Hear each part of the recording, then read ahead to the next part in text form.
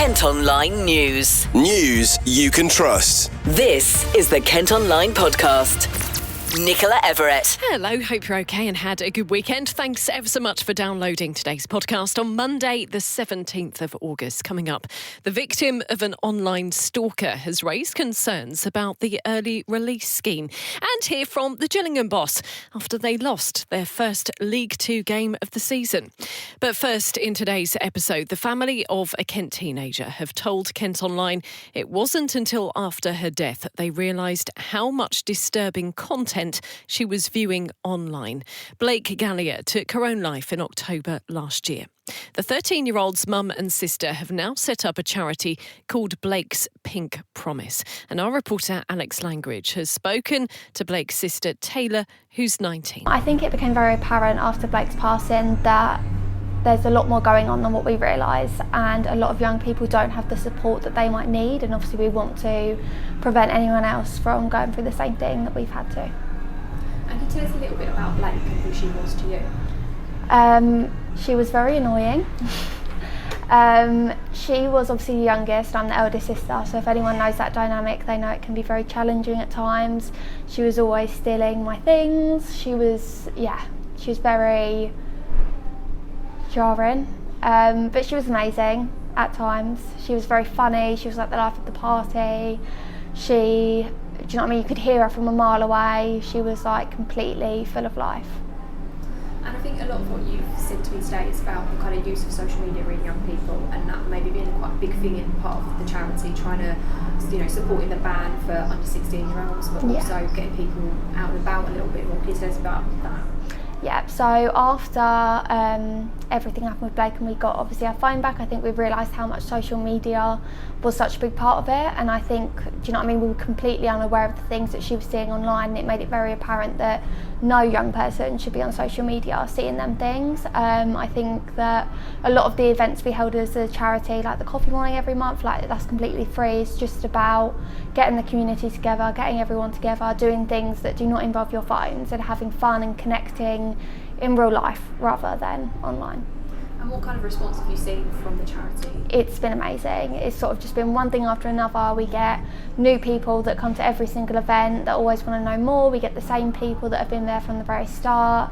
Everyone has been so supportive. Everyone in our lives have just completely come on board and just completely dedicated half their life to us as well. So it's been amazing. And I know you're also sort of paying for sponsoring the counselling in schools. So can you tell us a little bit about that and why that's quite important for you guys?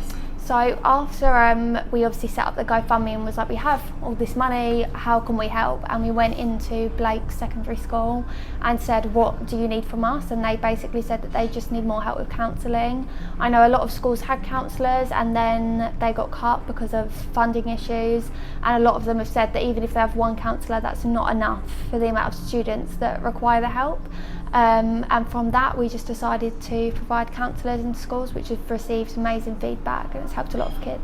Well, anyone who needs help with their mental health is being urged to reach out and get support. For confidential support on any emotional issue, you can call Samaritans on 116 123 at any time, or you can visit samaritans.org. Kent Online News. A former Canterbury GP who was jailed for sexually assaulting patients has been stripped of his licence to practice medicine. Dr. Gregory Manson is serving a 7-year sentence after targeting 9 people during consultations between 1998 and 2017. The 57-year-old from Tower Way has been removed from the General Medical Council's register following a tribunal. A Sittingbourne dad has appeared in court after his son, who was wanted by police in connection with a stabbing, hid in the loft when they came to search his house. Dev Banerjee sent the 17-year-old text to stay quiet after telling officers he was the only person home. The 48-year-old from Elm Grove in Merstham pleaded guilty to assisting an offender. He's been given a suspended sentence. Now, a former primary school teacher from Canterbury who was stalked online by a colleague is concerned he could be eligible for the government's early release scheme. Jonathan Bates was given a 5-year sentence last January after making deep fake images of 4 people and posting them on adult websites. Kirsty Pellant is one of his victims. My fears about Jonathan Bates being on the early release scheme is not knowing what happens next. I'm genuinely worried about my safety, mainly because I don't know what therapeutic work has actually been done while he's been in prison. We don't get to know this kind of thing. So has he taken on full responsibility for his actions, or whether there's been any real change in the behaviour that caused all of this in the first place? And none of us really know. We've never had that answered. And that really worries me, because actually this wasn't a one-off incident. There were years and years of stalking and the fixation, the control. Like, those behaviours don't just disappear. And another big concern is that a lot of his profiles are still online now. They were never completely removed. So from where I'm standing, it feels like the tools he used to cause the harm in the first place, some of them are still sitting there with many victims that don't even know they're victims. It's a bit like giving a burglar back the tools that they used to break into your house, and then we hope they won't use them again. It just doesn't make sense that doesn't cross over for digital crimes. Kirsty's also launched a petition calling on the government to introduce legislation recognising reputational abuse as a distinct form of abuse in law. She wants there to be a specific criminal offence for deliberately creating or sharing false, manipulated or fabricated content intended to damage the reputation of an innocent person, along with statutory guidance for police, prosecutors, courts and victim support services. But the 46-year-old says she's determined to take action. I think I keep fighting instead of putting it behind me, because it's not in me to do that. And there are times, of course there are, when I think it would be much easier to do that. I just can't do that knowing that other people are still going through this. Donna, the victim in Cornwall, and I continue to hear from victims who are dealing with really similar abuse. And the reality is not that everybody is able to speak publicly about what happened to them. Some people don't have the confidence, some are not in the right circumstances, and some aren't in the position actually to put themselves through everything that comes with speaking out. I am in a position to use my voice, so I feel I should. And if I see something that isn't right, I've always been the person to call it out, and who asks, or who wants to ask, why it's happening and whether something can be done about it to make things better. And that's really what I'm asking Parliament to do. I'm not asking Parliament to change the law or because something terrible just happened to me. I'm saying that this is happening to other people, and their lives are being seriously damaged and destroyed by it. Your reputation is so much. Reputational abuse can destroy someone's life.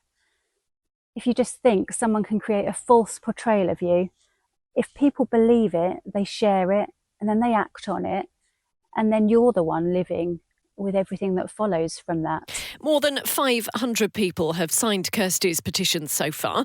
In relation to the early release scheme, the government say they're fast-tracking a plan to keep more dangerous criminals locked away, as well as building 14,000 new prison places. Kent Online reports. A Ramsgate woman who conned an elderly couple with dementia out of £25,000 has avoided prison. Lindsay McGiven systematically stole from a husband and wife, leaving their bank account overdrawn with unpaid direct debits. The 45-year-old from Nixon Avenue has been given a suspended sentence and ordered to do 300 hours of unpaid work. It's emerged a motorcyclist who died in a crash on the M2 had significantly underinflated tyres. James McFarlane came off his bike and was hit by a car after trying to overtake a lorry on the London-bound stretch near the Medway services in January. An inquest has concluded he died of multiple injuries. The 29-year-old's family have described him as kind and loving and have thanked everyone who helped at the scene. Now, South East Water have apologised following another weekend of supply disruption in Kent. Problems started for around 800 residents in Challock, Charing and Molash on Saturday. A technical issue has also caused outages in Herne Bay and Whitstable. Bosses say water levels are low after weeks of hot, dry weather. Meantime, farmers have also been telling us about the impact drought conditions are having. Emma Loder-Simons is from Nonnington Farms in Women's Wold near Canterbury. She says her wheat crop has been struggling. I would say our normal year would be, the yield would be around about 10 tonnes per hectare. And this year I would say that yields are down. I reckon about, across the board, probably 10 to 20%. What it's done is it's brought the it's ripened off very quickly. So wheat is an annual plant. So you plant it in the autumn and you harvest it in the summer. All things being equal, the grain will ripen, needs a bit of rain for doing that because it fills up with the water.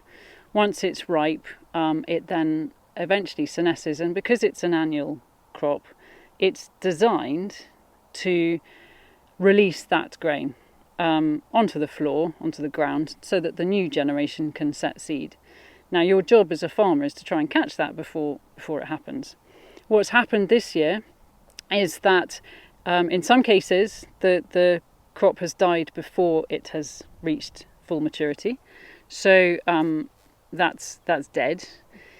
In other cases, more common around here, is the grain hasn't filled up, so it's got very, very pinched, which obviously reduces the yield because it doesn't weigh as much, and then it's given up the ghost much earlier on. I'd say about a month. We're about a month ahead of where we normally would be, because the grain has just said, you know what, I've done with this year. I'm out of here, and so the pinched grain has reduced the yield. The not having optimal conditions either for grain fill or for just plant health, because we had a very wet winter as well, have meant that some of the plants have just failed. And so as a result, what's happening now is that harvest has been and gone, with the exception of this crop here. It's been and gone about 3 to 4 weeks ahead of schedule, because the plants have just said, I'm done. There is some rain forecast this week, which could help if there's enough of it. But another farmer near Eynsford is calling for a better system of storing water. Hugh Richards is from Pull and Barn Farm in Biddenden. Without water, you can't do anything. Whether it's fruit, vegetables, meat, whatever it is, you can't grow anything. We can't live without water. The biggest problem is that as a country, we only utilise 11% of what drops from up there. 11%, and it's just hideous. And this government has got to allow a strategy where farmers can put in reservoirs, put in dams, so that they can have a water storage. So then that will take the pressure off the mains water supply as well.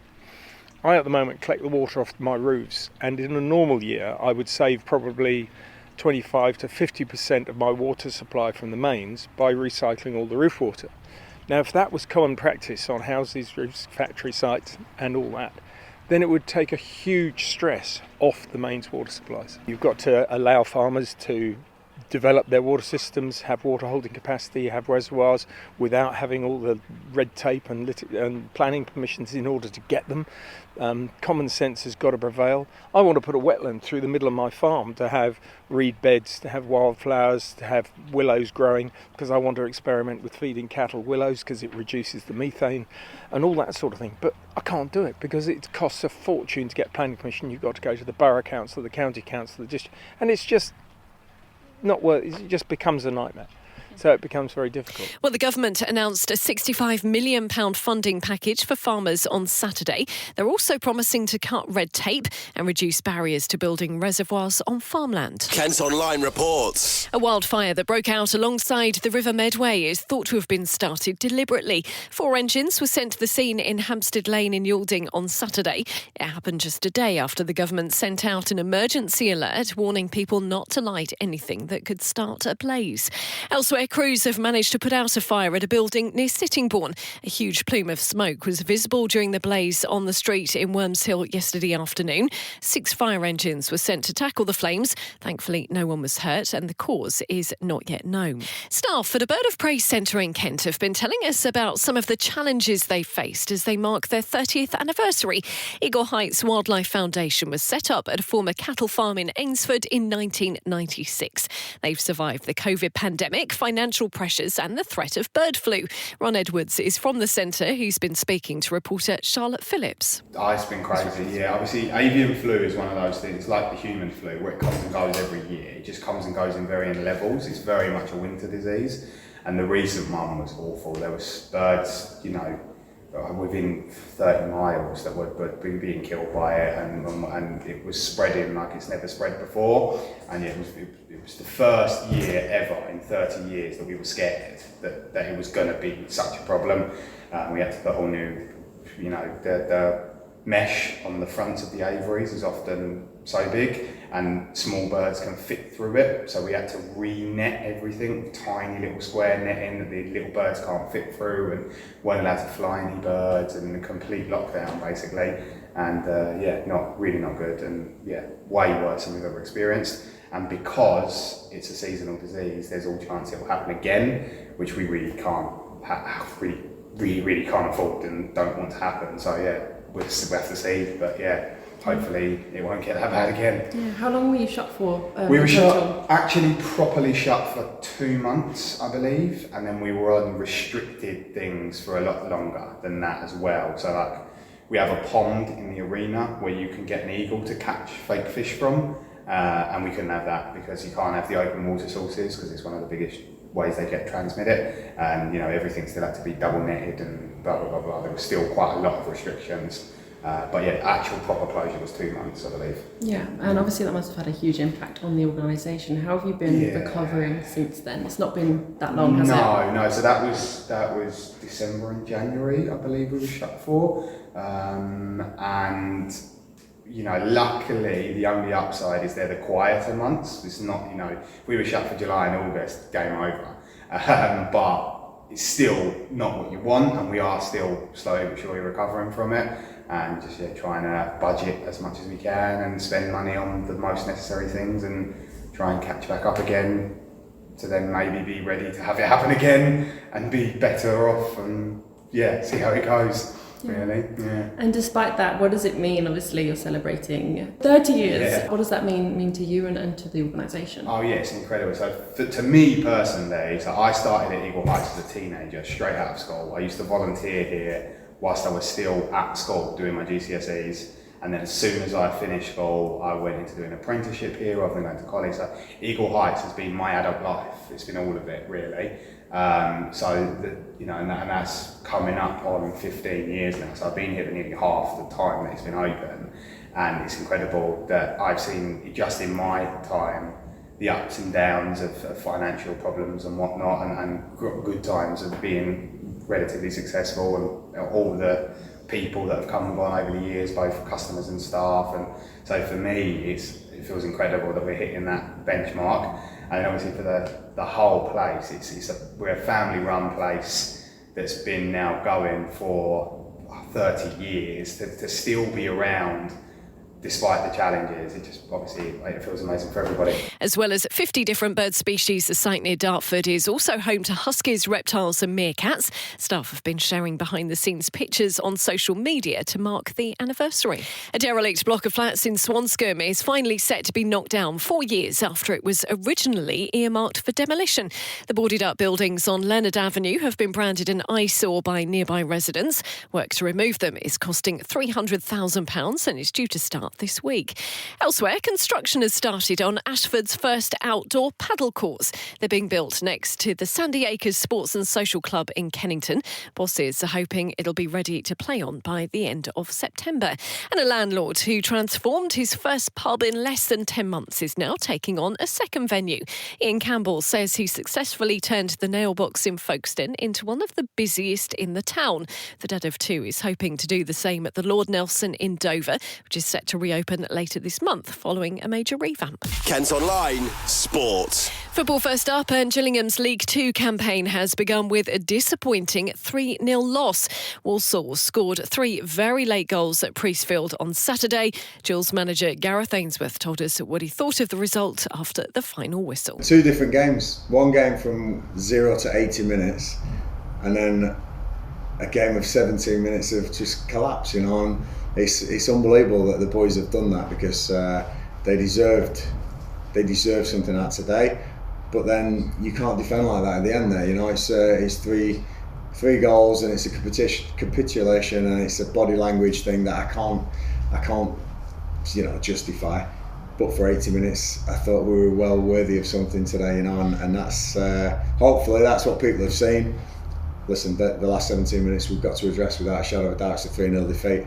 I'm judged on results. I'm not judged on performance results, and I know that. So they're happy with a lot of stuff, but tough that last 17 minutes, and it didn't help losing the 2 players I did in the first half through injury.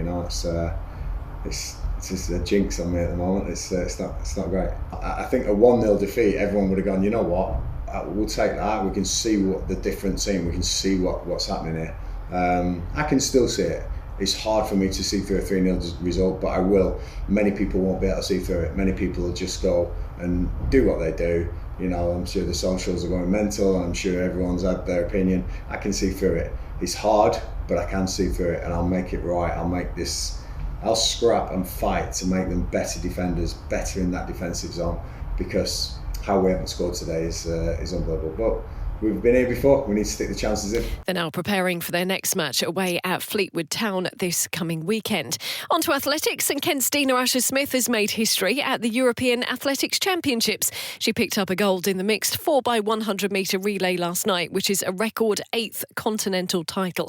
Teammate Amy Hunt also became the first athlete to win 4 gold medals at a single championships. Britain finished second in the medal table behind Italy. Well, that's all from us for today. Thanks ever so much for listening. Don't forget, you can follow us on socials, plus you can get details on the top stories direct to your email each morning via the briefing. To sign up, just head to kentonline.co.uk, and whilst you're on the website, you can find out more about strange dummies and effigies that have been appearing on a country lane near Canterbury. We've got to the bottom of that mystery for you. And you can also subscribe to Kent Online Premium. That gives you access to content with fewer ads and exclusive stories. News you can trust. This is the Kent Online Podcast.